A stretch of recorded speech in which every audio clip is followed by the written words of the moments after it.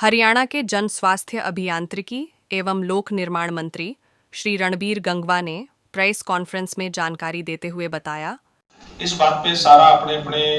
Feedback देने का काम किया, अपने विचार साझे किए हैं कि किस तरीके से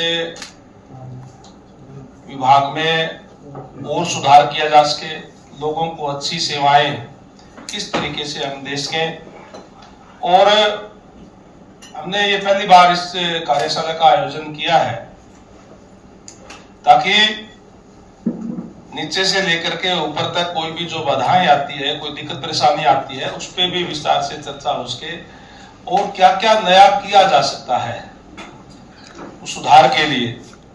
चाहे वो पीने की पानी की बात हो और चाहे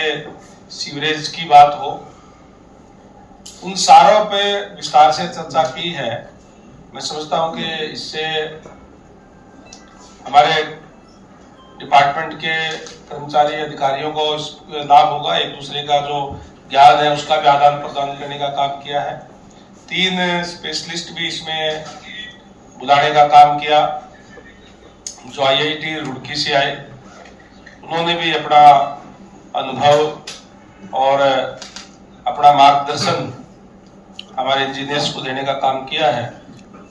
जिससे आने वाले समय के अंदर और बेहतर तरीके से हमें इस विभाग के अंदर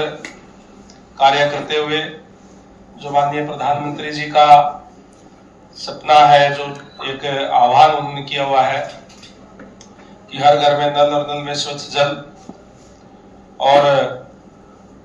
उसको साकार करने में हमारा डिपार्टमेंट लगा हुआ है। और डिपार्टमेंट के अंदर चाहे वो सीवरेज की बात हो, चाहे शहरों के अंदर कई बारी खासकर बरसात के समय के अंदर जल भराव की बात है, हमने सभी अधिकारियों को इस बात के भी निर्देश दिए कि जो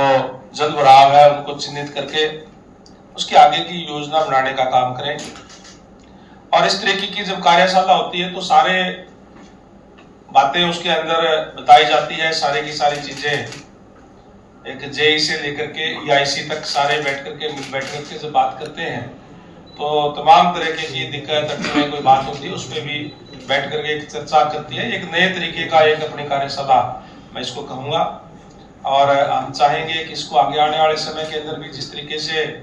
अभी जिन जिन ऑफिसर्स ने भाग लिया है, हमारे जो JE STO एक्शन है, अगली बार दूसरे जो हमारे जो JE STO एक्शन है वो भी इस तरीके के कार्यशाला के अंदर भाग लेकर के और हम इसके अंदर अच्छा सुधार करके, और